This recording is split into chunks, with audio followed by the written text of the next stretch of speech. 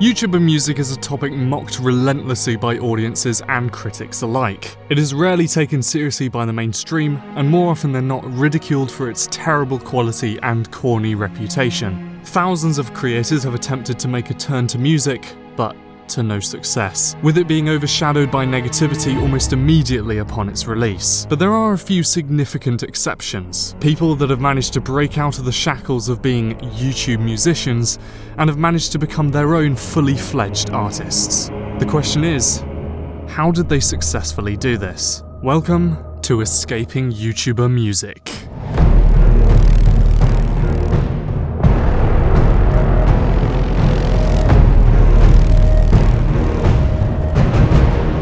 The question to obviously begin these types of overgeneralized pretentious videos is defining what a YouTube musician actually is, because the term can be a lot more broad than many people realize. There are a lot of important elements to the definition of YouTuber music, especially since the term has evolved over the years. YouTube music has become its own sort of unofficial genre that many people refer to, which they use in a derogatory way as opposed to simply grouping a style of musicians. But the question then arises of how it became a negative term.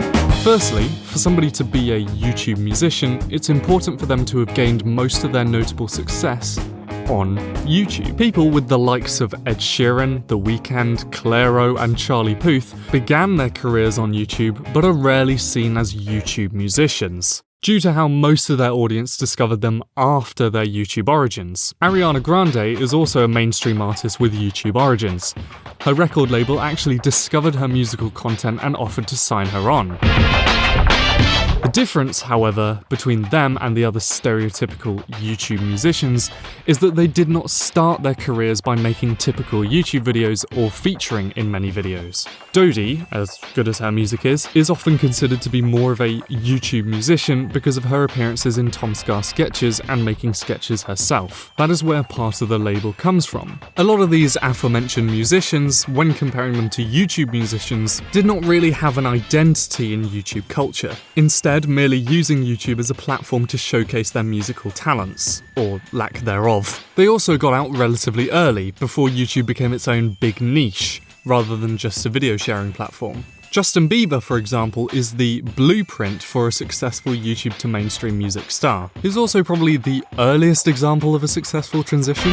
He too began by releasing covers and original songs to his YouTube channel before being blown into the industry. But this was before a time where influencer musicians really became a thing.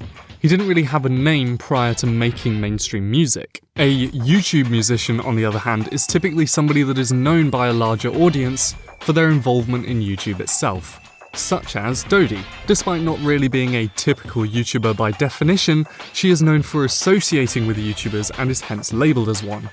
Dax too is quite similar. He is often referred to as a YouTube rapper despite not really ever producing content specifically for YouTube, and instead making music videos, unless you count his YouTube shorts. But because of his association with other YouTube creators, he is given that label. But secondly, comes the important distinction that YouTube music is considered bad. When a musician originating from YouTube begins to be taken more seriously, or critically acclaimed, the audience seems to do everything in their power to justify the fact that they are not a YouTuber anymore. I know like a lot of people want me to make YouTube videos, and then there's about an equal amount that are like, well, technically, if Quadeca has not released a direct-to-camera YouTube video in 2 years, then he cannot be considered a YouTube rapper. Now, why is this? One of the answers could lie in the fact that a YouTube musician has a pre-made identity in YouTube, one that a more mainstream audience wants them to escape from. Because the term YouTuber seems to be somewhat of a taboo topic in the mainstream generally, it's no secret that tabloids did everything in their power to criminalize social media influencers, especially YouTubers, back in the late 2010s. Probably because the aforementioned YouTubers of the time were not the most pleasant representatives on the platform anyway. I think there's someone hanging right there. The origins of music on YouTube as well started with a less serious tone. Early on, the only mainstream songs to come out of YouTubers were things like What Does the Fox Say and the Gummy Bear song. The culture of making music on YouTube was also very different to begin with. YouTube music has not always been quite as polarizing as it is now.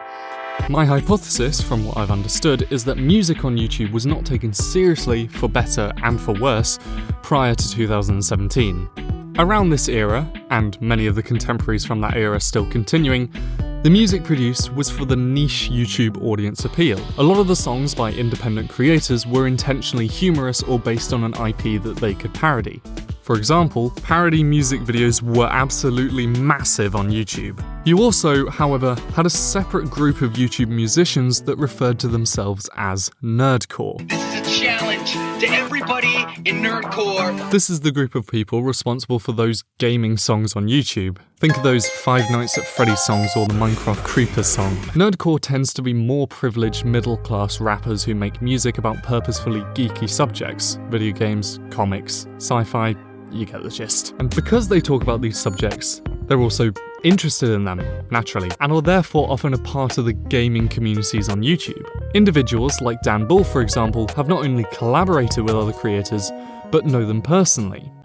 So while their channels are dedicated to making music, they are part of the YouTube community and are part of that niche.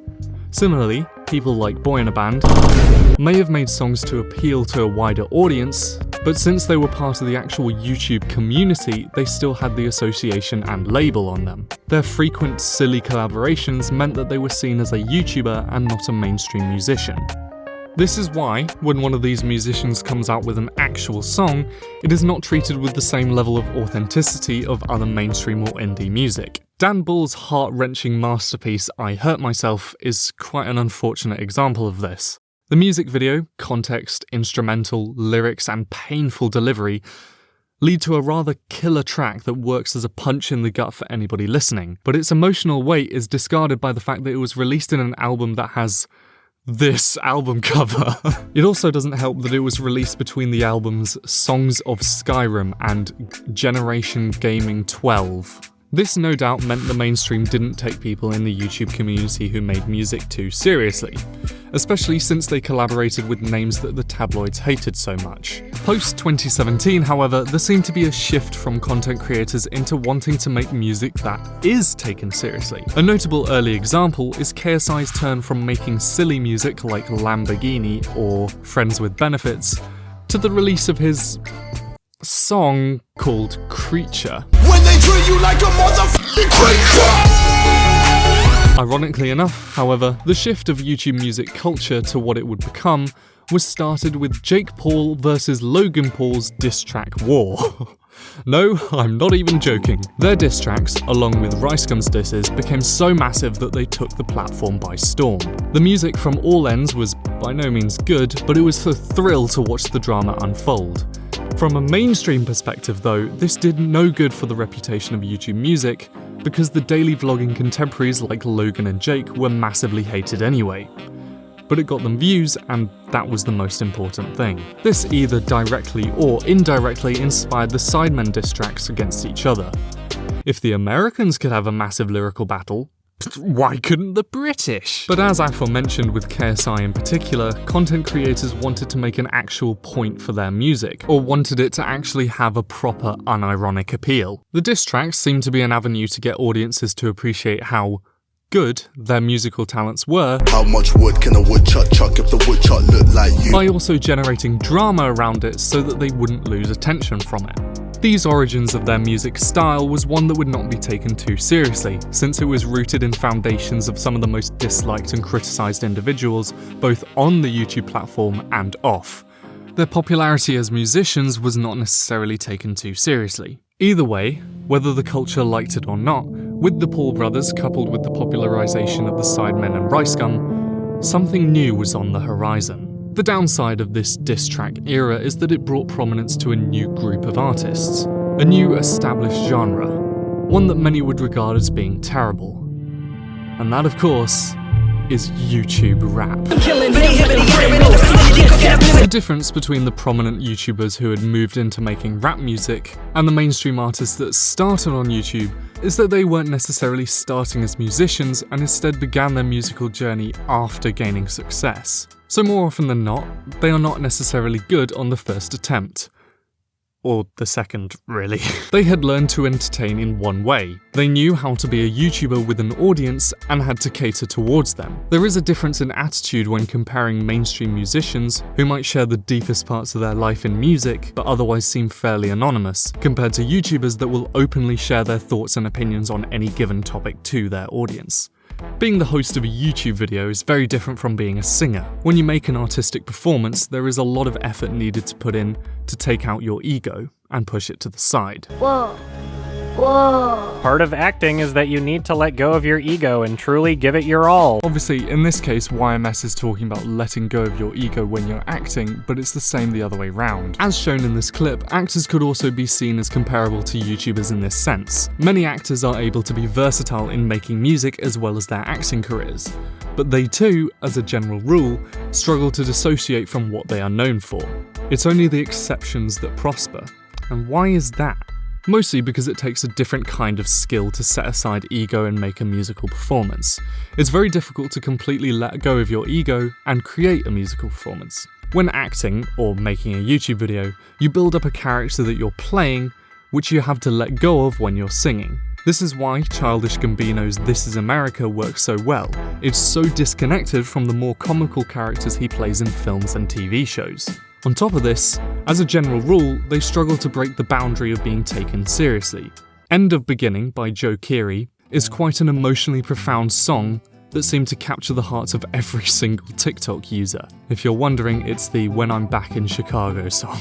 On the other hand, a lot of other acting musicians don't have their music taken as seriously because they do not take themselves too seriously. This can be a good thing to some degree, but it means that most would be known for one thing rather than the other. Transferring from one type of entertainer to another is something that is painfully difficult to do with any sort of subtlety. So, a lot of YouTubers just continued with the same unserious nature. Logan Paul and Jake Paul, for example, made so many silly and unlistenable songs which just sounded like their YouTube vlog content fed into a machine which was told to make a song out of it. Yeah, I rep that merch, ooh. Yeah, I rep that merch, ooh. Other creators like Onision have also attempted to make music, but couldn't escape their silly, unserious reputation, even to this day. These three creators also had a negative reputation that they wound up feeding into by making stupid music. I'm single, I'm a banana. YouTubers tried to move out of this cringe stereotype by making music that connected more with them and was more profound, trying to shift the overall culture from being stupid and amateur to being a bit more emotional. SoundCloud rappers are quite comparable to YouTube rap and potentially YouTube musicians as a whole because they too were not taken too seriously to begin with. I mean, who couldn't take them seriously with the incredible lyrical masterpieces like Gucci Gang? They were clearly just too beautiful for our undeveloped ears at the time. A lot of the platform was made up of lazy, uninspired music by people that wanted to cash in on success. The difference between these SoundCloud artists and YouTube musicians, however, is that they began by making music, even if it was bad. That was their primary avenue. Despite thousands of awful artists appearing from SoundCloud, there were also many notable success stories that could be catapulted to new heights and respected by the mainstream.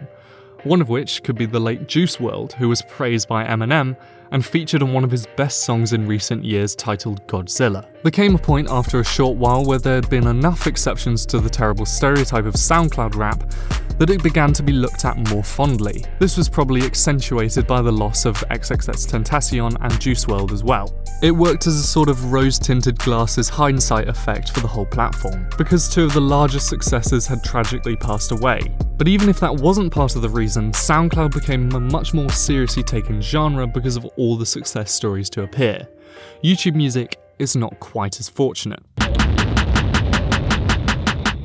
I am by no means educated on rap culture. I mean, look at me. But I am prone to listening to some rap music and would consider myself somewhat of a hip-hop purist. What do you mean pretentious? The problem with YouTubers making rap at the time was that many of them made songs without experiencing actual struggles. So instead, they made music simply to brag, Me and Rice in the house with like 8 floors. or say something wordy which sounds clever. Let they know that they don't stand a chance if we go toe to toe. You've probably heard the idea of lyrical miracle. Somebody that writes rap music for the sake of writing lyrics rather than telling an actual story. Somebody bragging about how good their rapping speed is, without really saying anything. This is the avenue that a lot of YouTubers fell down.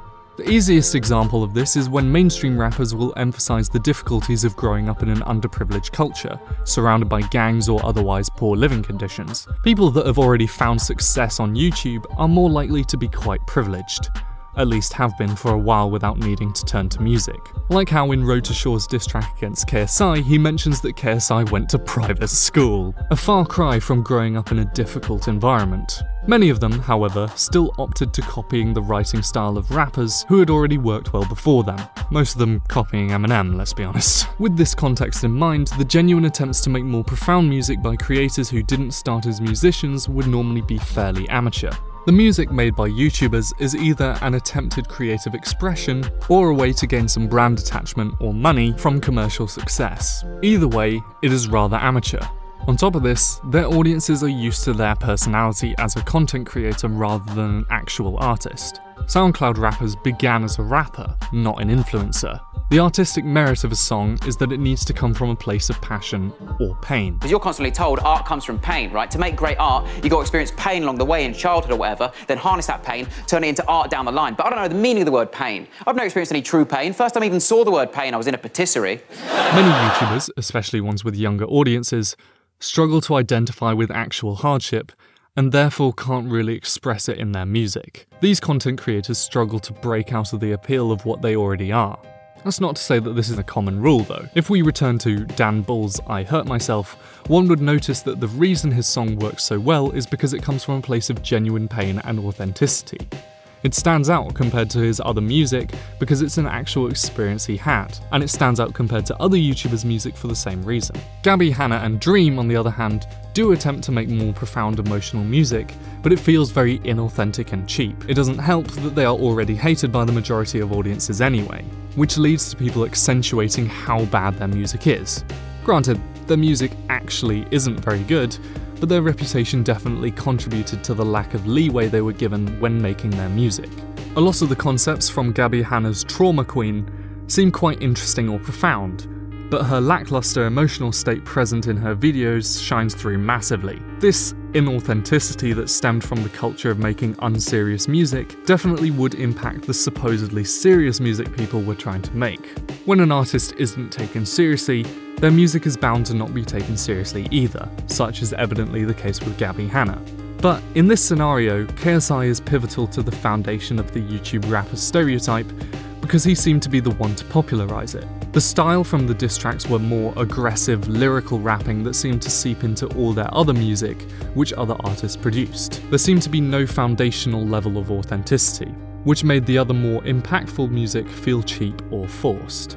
A lot of it felt quite on the nose and more cheaply done than probably intended. Crypt's Bad Friend is a prime example of this. It's a very emotionally powerful story, probably at a similar level to I Hurt Myself, but lacks the same level of authenticity for some reason. Perhaps because it was just another song being made for the sake of releasing music rather than wanting to tell a story. The same can be said for much of Dax's music and Crypt's other music. So with this, even the more emotional pieces of music were not necessarily taken seriously. Artists struggled to escape the trap of being considered cringe. But there are notable exceptions. In late 2017, a similar time to the rest of YouTube making diss tracks, one particular YouTuber published a tweet to confirm that he was quitting YouTube due to health conditions and burnout. That YouTuber confirmed that he would start a music career completely separate from his former channel. That YouTuber was TV Filthy Frank, who would become the one and only Joji. Joji. There is a reason Joji is not often mentioned alongside other YouTubers that started making music around this time. One of the main reasons, of course, is the detachment from his original channel. But perhaps more importantly, it's based on his difference in style. While other YouTubers aimed for making rap music over royalty-free sounding beats, Joji attempted to evolve his own form of artistry. He didn't follow along the popularized lyrical miracle style, but instead explored his own creative outlets. His music on Filthy Frank that he was making before was a kind of aggressive no-melody rapping sound which he no longer wanted to produce. The Joji brand opted for making more trip-hop, lo-fi and R&B type music.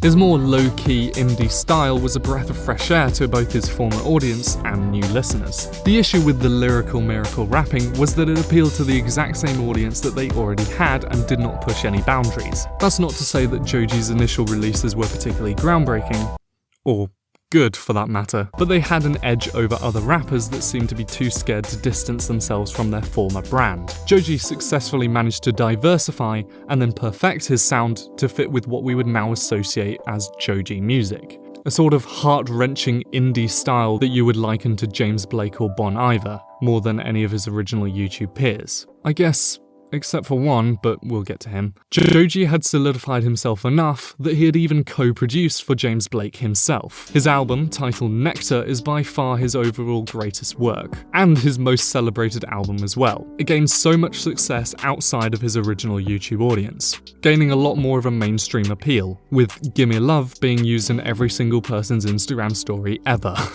Of course, I can't mention Joji in a video without discussing Glimpse of Us as well, which reached mass appeal on a mainstream scale as well as on TikTok. The heartbreaking ballad and his extremely depressing style managed to captivate so many people. His music, despite sometimes being a bit lazy, doesn't fail at capturing an authenticity to his tortured mind. He's by no means one of the greatest artists of all time, but I think that's part of why his transition is so good. Many music reviewers started reviewing him as an actual artist and not as a YouTuber who now makes music.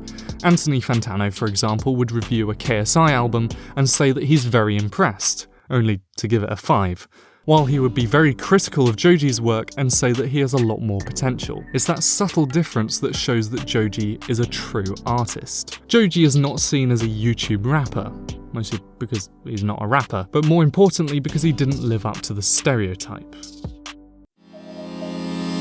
In more recent years, YouTube music had another reformation. YouTube rap appears to have faded into the background quite a bit, and it's gone from being predominantly rapping to attempts at making straight up pop or dance music. Regardless of the transition to actual singing music, it was still not appreciated as much as a lot of people had hoped. Such is evident in the release of Road Trip by the, at one point, popular Minecraft YouTuber Dream. The track is a very poppy sounding piece of music with a feature from a very melodic sounding rap. At the surface, it's quite a wholesome concept, where he talks about nostalgia while driving longer distances, and having the memories played back in your head. It's quite a nice idea of something to listen to while you're experiencing that emotion. It seems to replicate it quite well. The only downside of it, of course, is that, on Dream's end, it doesn't sound good. Now that interstate is paved with memories. Obviously, somebody's first attempt at music is never going to be good, but with the popularity that he had, this emphasized just how bad it was, because everyone had their eyes on him while he released it, without giving him much room to improve. The transition to a dance-rap hybrid worked very well in KSI's favour in particular, who ended up appearing on UK radio many times and receiving platinums for his releases. But despite diversifying his sound from a typical rap to dance, he is still viewed by the mainstream as a YouTube musician. This is because he is well known for being a YouTuber first and a music artist second. As well as being a boxer, I guess. It's become a popular meme on the internet that every content creator seems to start a mediocre music career when they reach a certain point on YouTube success. I mean, even Turkey Tom has done it. Have your age and a bigger than you'll ever be. More subs on my second channel than you'll ever see. More subs on my second channel than you'll ever eat. Many content creators have become inspired to make music, some with more acclaim than others. What if I'm the monster? Despite the YouTuber music title remaining very strong, YouTubers did not stop attempting to make the transition. With the saturation of these people making music, there seem to be less people just making straight up rapping music, and now more people making loads of different genres of music. You've got artists like Wilbur Soot with his band Lovejoy, and James Marriott making more indie rock type music, Dream making straight up pop music, and Gabbie Hanna making pop rock or alternative rock. Yet, when these people diversify their sound, they still have the YouTube musician label, despite Joji losing it. Gabbie Hanna, since her well-known failed attempts at making more pop-oriented music, released a number of albums which stylistically are quite impressive. I particularly love the album covers on some of them. It really encapsulates the feeling of them, probably because it was also done by her. This was, as already mentioned, with a more alternative rock vibe to it. Some of the more grungy, angry, aggressive vocals and instrumentals worked very well for me, particularly in one of my biggest guilty pleasures, Stone Heart, which I'll admit is not a great song for the most part, but it has a very earwormy chorus. You can run but you can't hide. However, particularly when this album was released, as well as when the others were released, they were immediately critically dumped on because she was a very disliked individual, and elements of what people disliked about her shine through in the music. It was also very easy to hate on by a lot of people because it wasn't particularly good either. A lot of it was quite corny and very clearly independent. But what if something is decent, or perhaps even good? What then? Lovejoy is a good example of this. When you take a bite out of their foundations, you would realise that only 2 of the band members are actually YouTubers to begin with. Hey guys, do you reckon that Wilbur Soot had a biting problem because one of his bandmates is a pizza? When I first listened to them, I remember thinking that it sounded a lot more like typical British indie rock, in a good way, but they still have the YouTube musician name attached to them, which seems quite strange, especially because they are so different from the other styles of YouTuber music, and their production is far more unique. It sounded really good. I think they got a really cool sound going on. It definitely feels real, like real music, you know, which sometimes YouTuber music doesn't. The answer of this question to why they are still considered YouTuber music is a lot more simple than I'm letting on. It comes down to 2 very simple things: audience and respect. The Lovejoy band, despite being very separate from Wilbur's name from a brand perspective, which is definitely a good idea now, goodness me, really living up to the toxic British indie band stereotype, aren't we lads? It has a predominantly similar audience to his YouTube channel, because with that type of initial audience, no matter what he did, his fans would eat it up. I admit that one was a bit of a stretch. This can be seen in the fact that Tubbo, Dream and Tommy Innit appear in the similar artists section, even though those creators don't exactly make the same taste music as Lovejoy. They seem to have created an interesting enough brand for themselves, but their audience doesn't seem to reach much further than outside of their YouTube niche.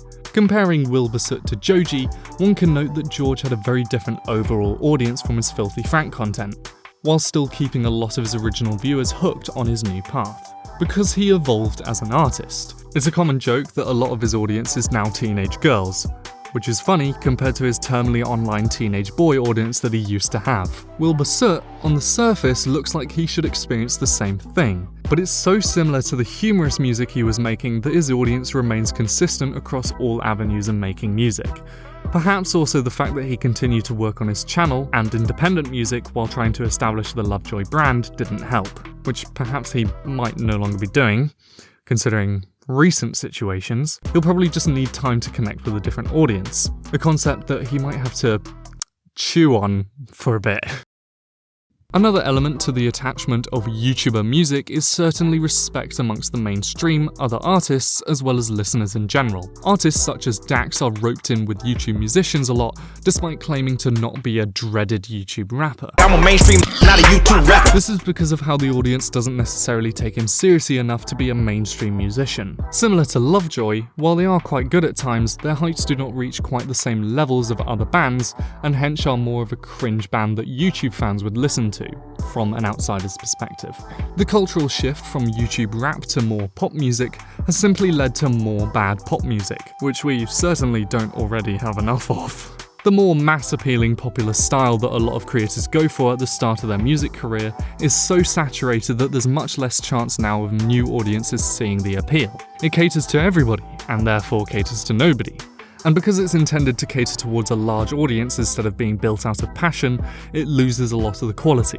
KSI's song Creature got less views than Road to Shore's diss track because Creature was a derivative song aimed at the largest market possible, whereas Road to Shore made a very unique song which both managed to work as an enjoyable song and a diss that his audience and wider audiences in general wanted. The drama from KSI Sucks actually appealed to people outside of Harry's audience, ironically enough, whereas Creature relied on devoted fans appreciating KSI's turn to music. When he began using the Joji name, there was still some level of connection to the former Filthy Frank name stylistically, but George evolved as his own separate artist, and by the time of Ballads 1, he had gained a lot more notoriety. Mainstream audiences took him more seriously due to involvement from people like Thundercat and RL Grime. They especially took him seriously after his album Nectar, which included features from Benny, Lil Yachty, and Eve Tumor. That is also ignoring the fact that his respect and audience go hand in hand as well, as he gained a more mainstream audience, with millions of people connecting to his music on a very emotional level. He gained a lot of respect as an actual artist and was reviewed more as a musical artist rather than a YouTube star. Lovejoy, or KSI, are seen as YouTubers that make mediocre to decent music. Joji is seen as a musician that used to create YouTube content. From YouTuber gone alternative R&B heavyweight George Miller. A similar transition can be seen in the evolution of one of the most critically acclaimed artists to come out of YouTube's aspiring musicians. Somebody that you're probably surprised hasn't already been mentioned yet. Quadeca.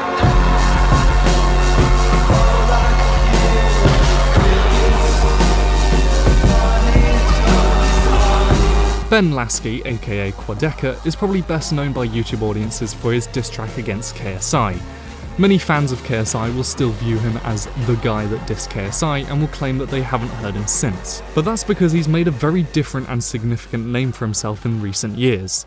His evolution as an artist has been a true sight to behold, going from a cringy YouTube rapper appearing somewhere in YouTube rapper cyphers to getting a 9 from Anthony Fantano and releasing what many would consider to be an astounding album followed by an equally gorgeous mixtape. Shortly after his feud with KSI, Quadeca released the heavily mediocre Voice Memos album, his first studio album. The album was an auto-tuned and cringy mess, with a really bad feature from Dax. Music reviewers shrugged it off as just another YouTube rapper making an album, but there were some signs of promise, like in the Dream I Can't Remember interlude, Man on My Left Shoulder, and some elements of These Days. He followed the album by announcing another project called From Me to You, with the lead-ups to the album titled Alone Together and Where'd You Go not being particularly great either, but he had evidently transitioned into a more incredibly grandiose and dramatic sound. But then, the release of one of his best songs to date, Sisyphus, was praised by Anthony Fantano in a video titled Quadeca Blows My Mind. This was impressive and beautiful, really from start to finish. The album itself was not reviewed with the same enthusiasm, but Fantano saw a lot of promise in Ben, and he was right to do so, because Quadeca then released the incredible album I Didn't Mean to Haunt You.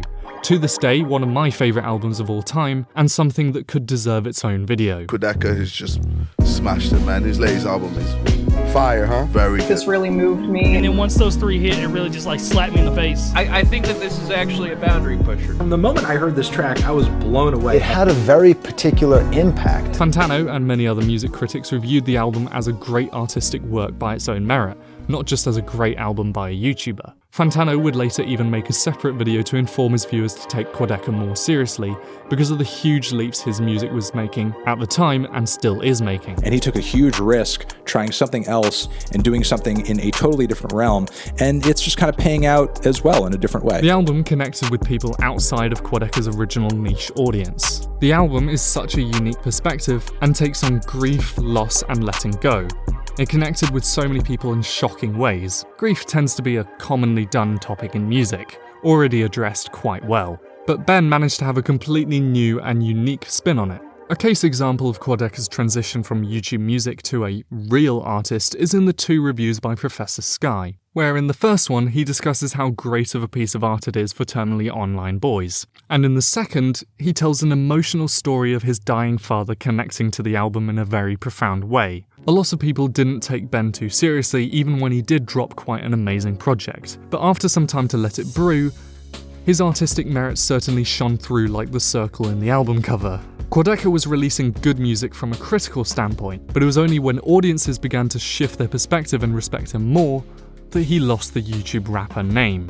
Many music fans who are not familiar with Quadeca at first discovered his music and were reeled in by his heartbreaking style. Some people even cried in their reaction to his music. Oh my god, I almost teared up at that line about the dog. He followed up the album with a mixtape of songs that wouldn't fit on future releases or in the previous 2 albums, which received the aforementioned 9 from Anthony Fantano and is also universally acclaimed. Fantano himself claims that Ben is founding his own unique genre of music, and many people credit Ben for imitating his style. KSI and Quadeca both ultimately reached mainstream success with their music, but it's the innovation that Quadeca aspires to that has given him a lot more respect and dissociated him a lot more from the YouTube musician name. KSI has collaborations with a lot of musicians, mostly popular artists of the day that can give him a good boost in the charts, such as Lil Pump for some reason. Quadeca and Joji have managed to shift the industry perception of them by being recognised by other independent mainstream artists that admire their work, in ways that work to their strengths rather than just being a popular feature to have, like Joji's collaborations on Nectar or production for James Blake. Ben is also very similar, with collaborations from IDK, the Sunday Service Choir from Kanye West's Jesus is King, and even Thor Harris from Swans, who are not only responsible for some of the most well-renowned experimental albums of all time, but are also loved by terminally online music fans all over.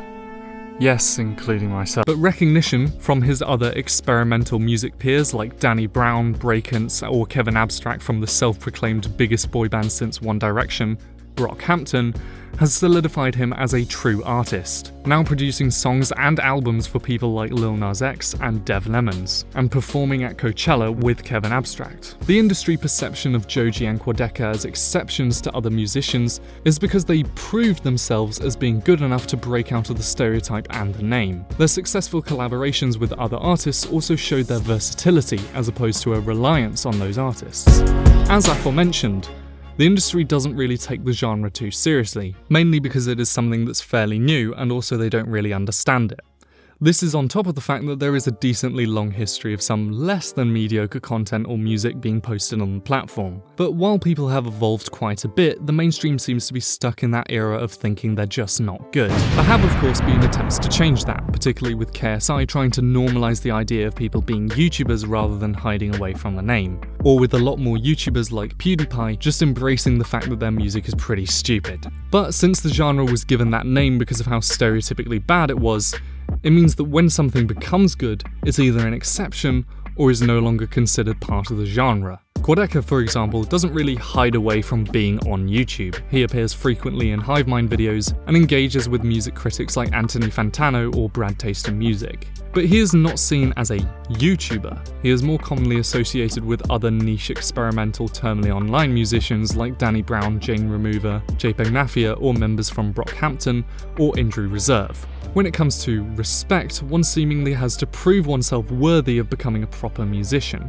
Going back to the actor comparison, it's a kind of mold that has to be broken.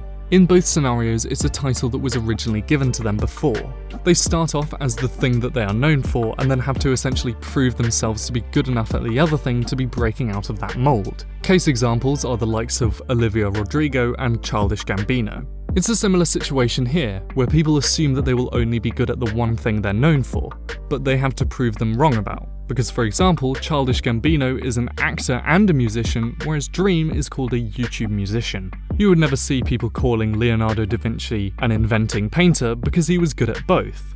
Similarly, Joji is seen as a musician and a YouTuber because they received equal notoriety. So when somebody doesn't get better at music than entertaining on YouTube, they feed the stereotype of YouTube music being bad, and when they do get better, they manage to become an exception. Bo Burnham is another great example of this phenomenon. He is as much of a musician as he is a comedian, but both of those aspects were relevant to his YouTube channel in the early days. Nowadays, since his Netflix special Inside, he is not even considered a YouTuber at all. Quite the opposite actually, most people assume that he's quite mainstream. It works when compared to Lily Singh. It's a case where if somebody doesn't notice that you are from this industry, that is the success. Somebody might not realise that Joji was Filthy Frank before. Somebody doesn't realise that Bo Burnham was a YouTuber. But somebody does, on the other hand, realise that Lily Singh is a YouTuber and that Dream is a YouTuber. When something is noticeably bad, people question it and recognise that they are from YouTube. But when something is noticeably fine, they don't necessarily. Joji and Quadeca have proven their old naysayers wrong by evolving and showing an incredible change while doing that. Hence, they no longer really have the YouTube musician title. In fact, in Quadeca's case, his audience would do everything in their power to avoid it. Meanwhile, other creators that delve into making music, if it's still not particularly good or evidently not their best content, it's seen as a secondary thing and therefore they become a YouTube musician. In some cases, it is the best thing they've done, but because it's really not very good, people still give them that label. Of course, it's not merely being good that gets rid of the YouTuber title. As fantastic as the likes of Conan Gray and Quadeca may be, it was not only their musical prowess that shifted them from the stereotype. Joji had dissociated completely from Filthy Frank, which helped him in the transition. But Conan Gray, Bo Burnham, and Quadeca especially have the same name and even kept the same YouTube channels, with the minor exception of Quadeca moving his old music to a Quadeca archive account on Spotify. All of them stopped making frequent content on YouTube. They still connect with their audience, but not quite to the same degree that they used to, seemingly quitting YouTube to focus on their music, or shifting their entire brand to focus more on music production. On the other hand, people with the YouTube musician label continue to post frequently and focus solely on their YouTube content, with their music being a side hustle. James Marriott and MXM Toon don't shy away from being YouTube creators, but they too have seemed to transcend the YouTuber name, both of them now having the word musician appear before mentioning that they also did YouTube on Wikipedia, with James even having brackets musician instead of brackets YouTuber to differentiate himself from other James Marriotts. Again, it's a case where he became known better for his music because he gained enough of a following through it and shared a musical prowess. In this case again, a lot of his audience was his original audience, but they turned to him now for music more importantly than anything else. So, how does one escape YouTube music? It takes a lot more than just releasing an EP and a couple of songs. You have to make music which cultivates its own audience outside of YouTube. In other words, you have to make music that stands on its own. You have to make music that connects with people artistically. Then, maybe one day, you'll be good enough to be able to say that you're not a YouTube musician, but just a musician.